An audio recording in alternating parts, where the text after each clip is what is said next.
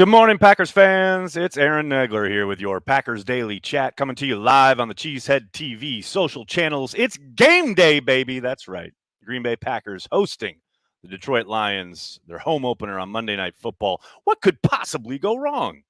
Well, a whole bunch of shit, but we're not going to think about that right now. Hope everybody had a great weekend. Hope everyone enjoyed a full day of NFL football, morning, noon, and night, well into the wee hours without a hint of anxiety because of the Green Bay Packers. It's really, truly a glorious thing. And now my anxiety is all like kind of loaded up and I'm ready. It's game day. But for that brief, window there, Sunday, oh man, that's good stuff. NFL, man. If the good Lord above made anything better than NFL football, he kept that set. He kept that shit for himself, no doubt about it. Good to see everybody in the comments section.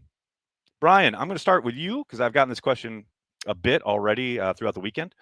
Aaron, love the show. Thank you very much. I have not gotten that all through the weekend. With Z on IR, why don't the Packers go out and get a veteran linebacker to help the team? What? Ladarius Hamilton doesn't do it for you?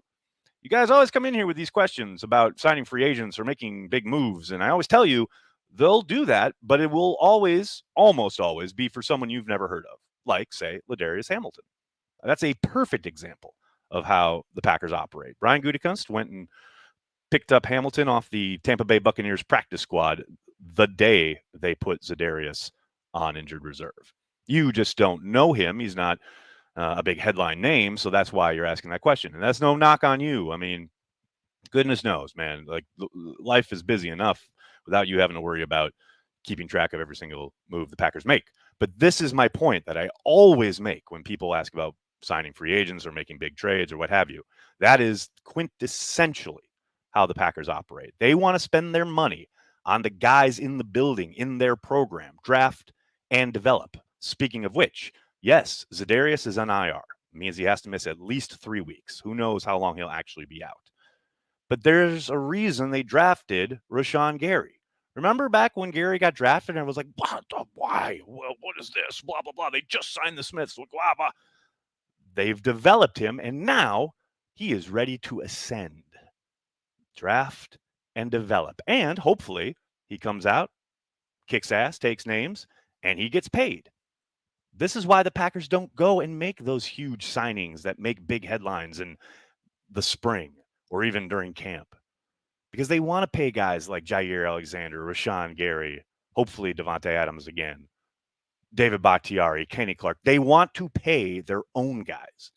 They don't want to pay guys outside the building. Now, Ted probably went a little bit too far with that. I am 100% in agreement with that mindset. I think Brian's done a pretty damn good job, though, of knowing when to augment, knowing when a talent infusion is needed, much like the year he signed the Smiths, and when to maneuver like he did when Z went on IR. So just get used to it. I mean, I don't know how many more times I got to say it.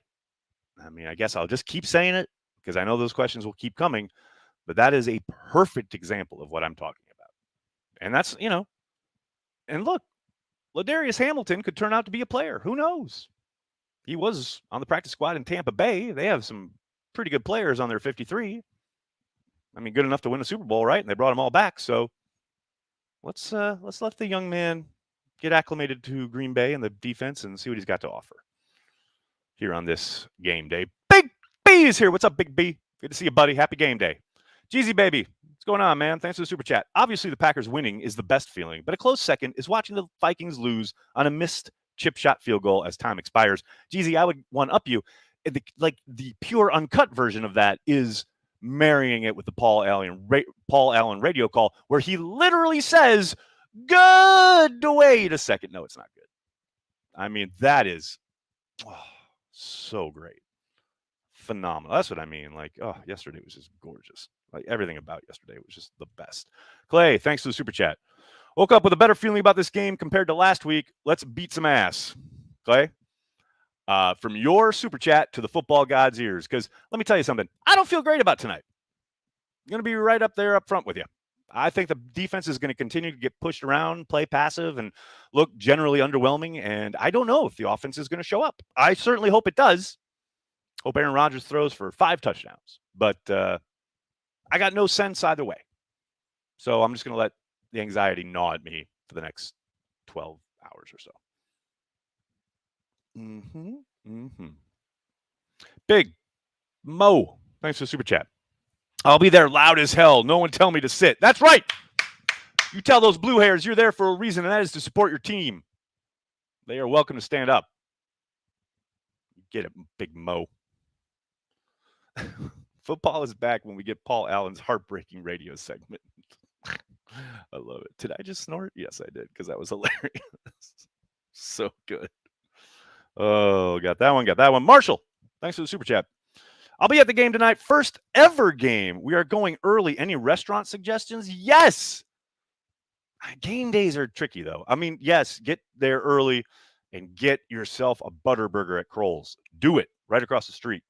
Got to do it. Gots to do it.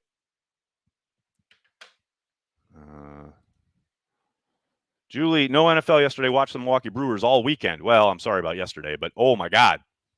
The first 2 Cubs games were fantastic. That Saturday game was phenomenal. Was the magic numbers 3 still, right? Because they didn't win yesterday. Fred, thanks for the super chat. If we play a drinking game and drink every time we line up 5 wide tonight, I will be happy to go to bed sober. It's a bold call, Fred. It's a bold call. You don't think they're going to go 5 wide? If you got 5 wide, I ain't got 5 wide. Name the movie. I mean, obviously, it's, a takeoff of a line from a movie.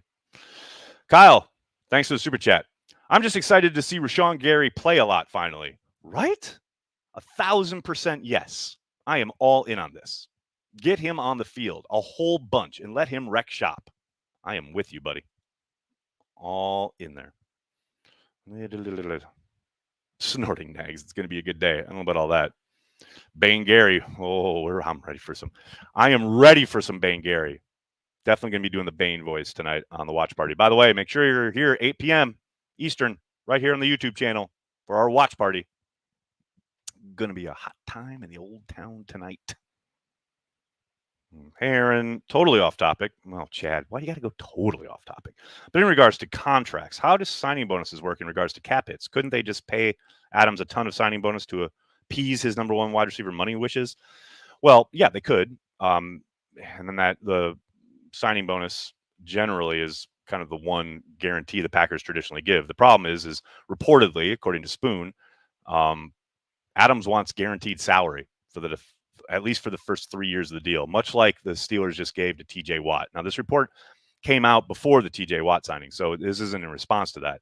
It's kind of I won't say a new thing, but it is definitely something that a number of players have tried to push with teams that traditionally don't do that. The Packers are very, very much a pay-as-you-go team. They do not like to do basically what they did all this past offseason when they restructured contracts and pushed money kind of back so they could fit everybody under the cap and bring everybody back, etc. Adams wants, reportedly, again, I obviously haven't talked to Devontae, but according to Spoon in his report, Adams wants those first 3 years of salary guaranteed. Good luck. I mean, I don't know. Maybe the Packers acquiesce, but I would be absolutely shocked. But the number 1 wide receiver money thing is apparently not the real sticking point here. The guaranteed salary is.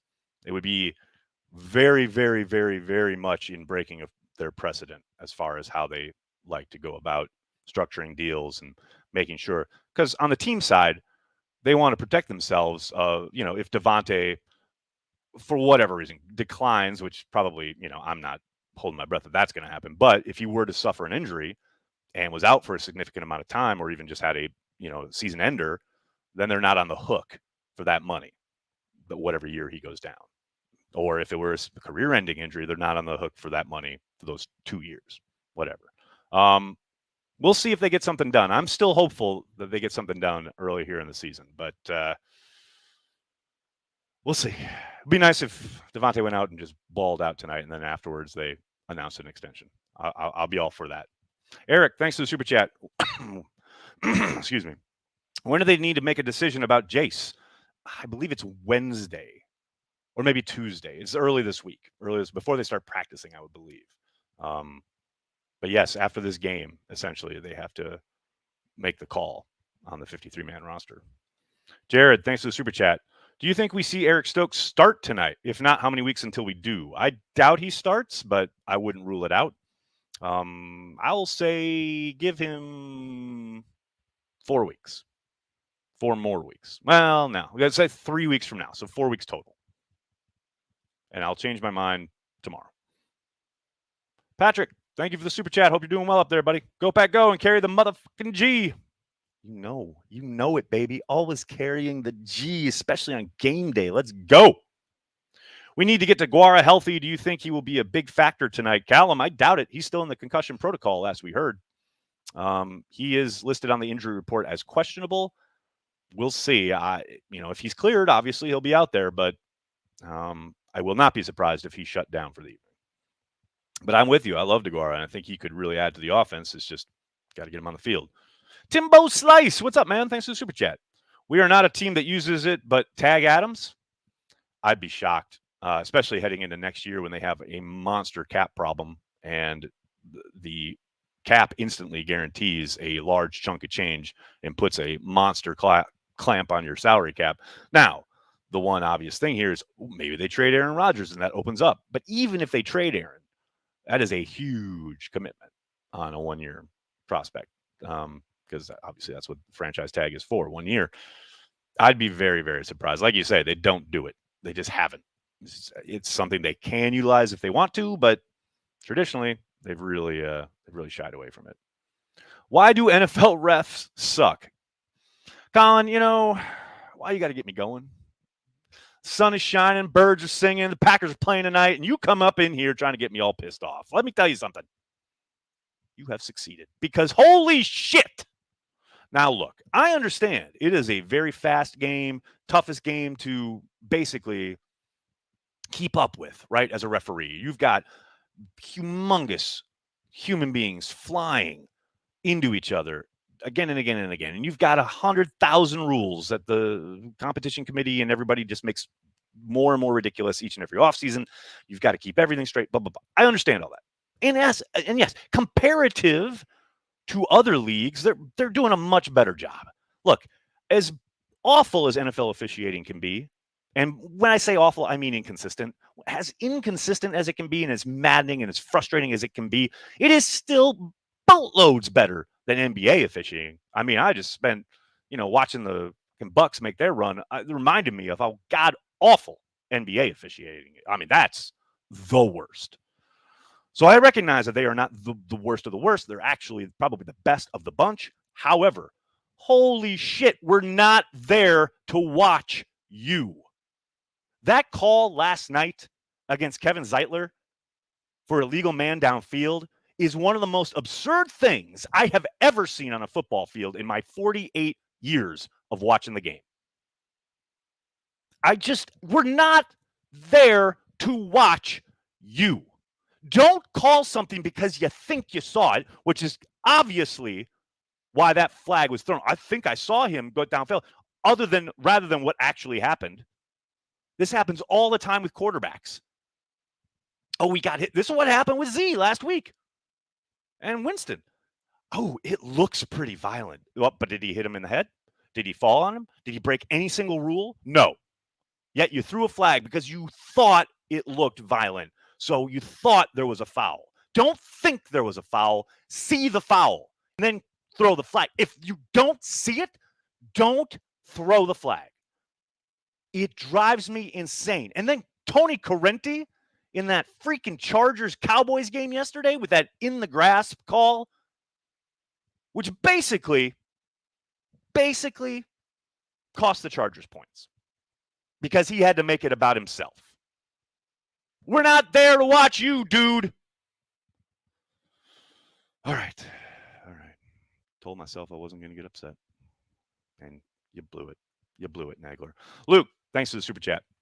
Looking forward to the game. Keep carrying the G tonight with Corey. I will, Luke. Thanks very much. Although I will say, we may have a surprise guest on the old watch party tonight. Corey, thanks for the super chat. Has anyone followed up with LaFleur on being aggressive yet staying 5 to 7 yards off the line of scrimmage? Corey, I did. Literally the day after the game. And he said it was about when he was talking about being aggressive at the line of scrimmage with his corners, he was talking about third down. And then I followed up with Joe Barry and said, I'm not talking about third down. I'm talking about early downs. And then he gave a very long-winded answer that made no sense. So, yes, Ben followed up. Ben punted on twice. You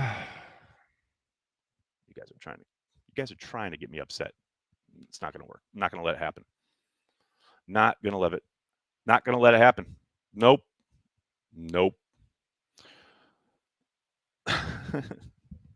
Just put Crosby in at quarterback and pass rusher. Nobody I trust more, to be honest. Kyle, it's not a bad idea.